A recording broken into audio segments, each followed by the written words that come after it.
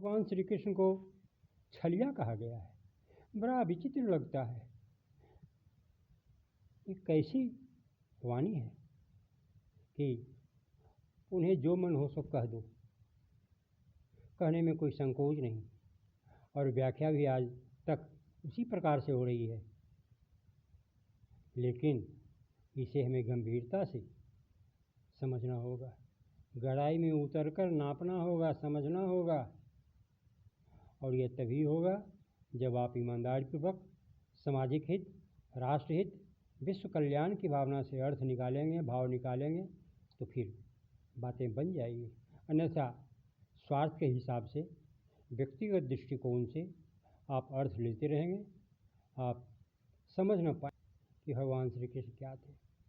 अरे छलिया जो राष्ट्र का हित नहीं चाहता है, सिर्फ अपने स्वार्थ साधना चाहता है, वैसे छलिया को छलवल से ही आप परास्त कर सकते हैं। आपको छलवल का प्रयोग कर स्वार्थ नहीं साधना है, आपको छलवल का प्रयोग कर परमार्थ करना है, समाज कल्याण करना है, राष्ट्र कल्याण करना है।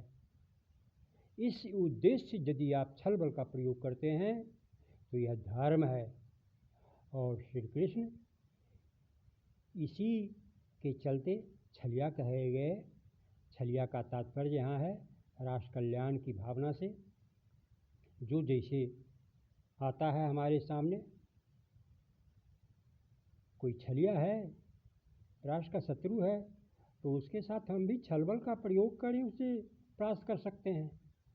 और यदि हम छलबल नहीं जानते हैं तो वह शत्रु कोई परास्त नहीं होगा, और राष्ट्र का हित करता रहेगा, समाज का हित करता रहेगा, मेधावी बुद्धिजीवियों को परास्त करता रहेगा।